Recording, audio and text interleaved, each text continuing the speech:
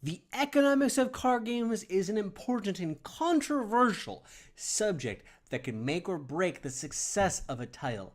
I decided to begin a series looking at this subject in the context of Artifact. This video serves as a summary of the first article in that series for those of you who are crazy like me and don't want to read a 5,000 word article on the subject. So let's get right into things. Interesting. The master! Are you ready to have some fun? Let's go to work! As the slow drip of Artifact-related news continues, I thought this would be a good opportunity to look a little bit more deeply at the subject of card game economics. So I decided to start a series devoted to that subject, looking at topics like the pros and cons of various structures to economies, look at the state of affairs of the field more broadly, and then also I wanted to pair this with videos like this one summarizing each of the articles that I did in this subject for those of you who don't really want to read an article that's quite that long. So with that, how about we begin by talking about why this subject matters to begin with and why I think that it's so important when understanding games to look at their economies as part of that. I'm going to use Hearthstone as an example here because it's the game I think that most people are familiar with, as I'll do through the rest of the piece by and large.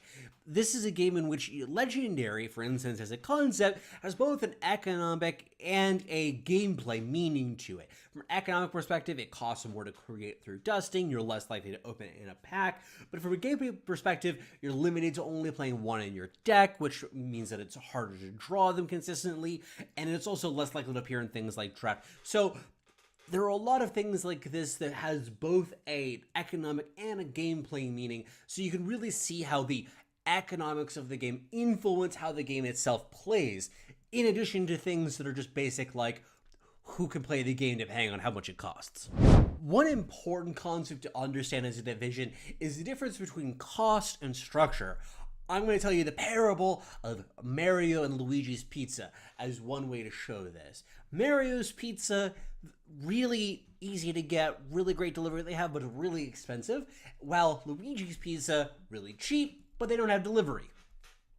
In this case, the cost of the pizza is, of course, the price, while the convenience of getting it, given whether or not it has delivery, is the structure. These are two distinct concepts of structure and cost that define every card game, and it's important to talk about them separately because something can have a good cost and a bad structure, or vice versa, or good of both, or bad of both. When talking about structure, there are about three major questions that I like to think about. The first one is, what is the mechanism for acquiring the specific cards that you're looking for to complete a deck? If you look at this graph, you can see that opening up packs to complete a collection and get all the cards that you need really requires opening a lot of packs, even with a set as small as just 25 cards. As a result, there needs to be some mechanism that you can reach out and get a particular card that you want to complete a given deck. The next question has to do with replicates and unwanted cards. If you're somebody who's played card games for a while, you know that it's pretty easy to acquire lots of commons and uncommons that you may not necessarily want, or even valuable cards to somebody else that you want to find some way to get value out of. Every card game needs to have some mechanism that you can take advantage of this. This graph here shows you the percentage of cards that would be replicates if you were trying to open all of the cards to complete a collection through just opening packs. There needs to be some way that you can use this percentage of replicate cards to do something useful with them, otherwise it's going to be really frustrating for the player. And the last topic has to do with the simplicity of managing your collection. Magic the Gathering Online is probably the worst culprit of this, of having lots of different currencies and you have to trade with different bots. It makes it really hard to manage your collection and smoothly understand what everything is worth and what it will be worth in the future.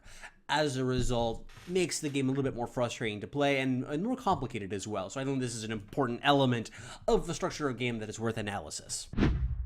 The next axis that I want to talk about is the cost, the most important and common of which being real-world money. You pay for the game and you get access to it.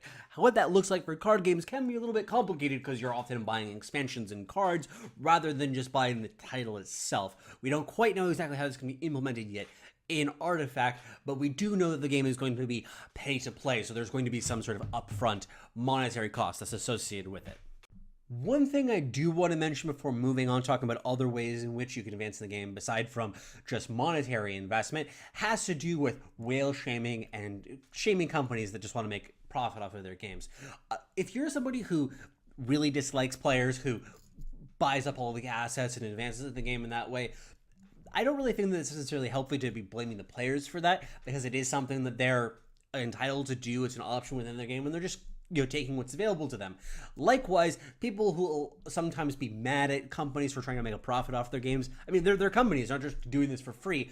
They need to make some revenue off of it. So as long as, in my opinion, the companies are honest and not coercive in what they're doing to pay for their games and encourage players to pay for their monetization model, I don't think there's anything wrong with that necessarily. There are a lot of companies that fail this anyway, and we're going to talk about that in some of the later sections, but I think that just getting annoyed at Valve for charging money for their game is a little bit in poor taste, in my opinion. There are, of course, ways to advance in the game outside of just monetary investment. One, of course, that's the most important is probably time. This is really important in free-to-play games, where this is one of your main sources of revenue and building your collection.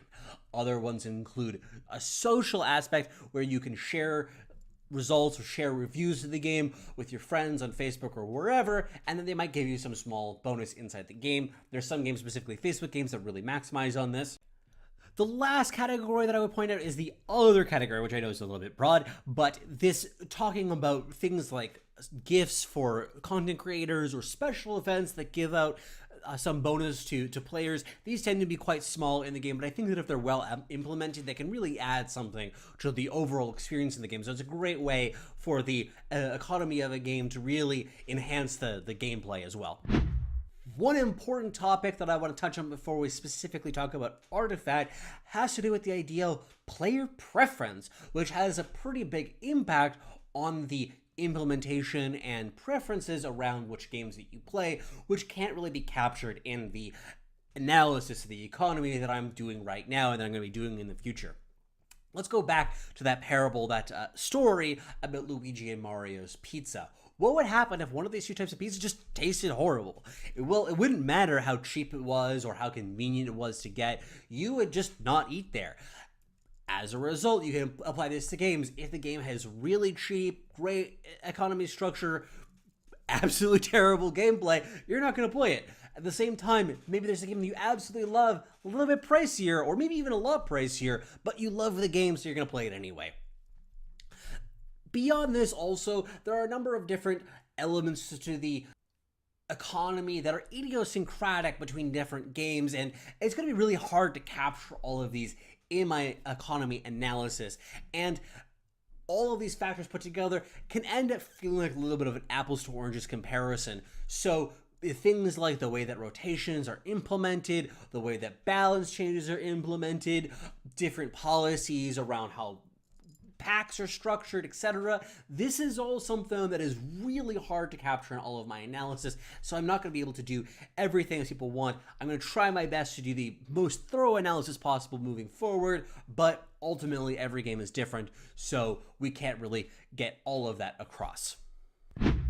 So with this last minutes, let's talk a little bit about how some of these could be specifically applied to Artifact.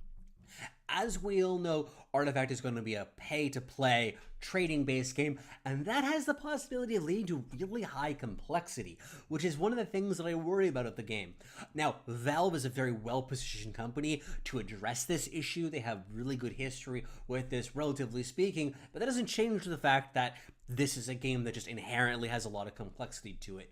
One factor that adds to this is how difficult it will be to test these kinds of things in a closed beta. We don't know a lot about what's going on in the closed beta right now, but I expect that most of the players there have quote-unquote God accounts where they can just play whatever they want in order to test the balance of cards and bugs and such. They're not going to be testing the economy as much, I expect, so I wouldn't be surprised that whenever we do get to a beta or release, there's probably going to be a lot more iterations and patches related to the structure of the economy than a lot of other things. Final thing that I would touch on is what kind of non-monetary rewards that we get in the game. Now, the game is pay to play, but that doesn't mean that there's going to be no rewards that you can get through playing, or through winning, or participation in various ways. So this is something that I think that Valve has done some interesting things in the past, and there's a lot of really cool possibilities that we could see in the future. Thank you so much for watching this video brought to you by Artifact Academy. You can see the whole article there. Be sure to subscribe so that you can catch the rest of the videos in this series. Please share your thoughts about this and any other things that you'd like me to cover in this series on the Reddit thread or in the comments section. Just help support this video, share it, like it, etc. in all of the social places, and you can find a bunch of links below. Thank you so much for your time, and take care, everybody.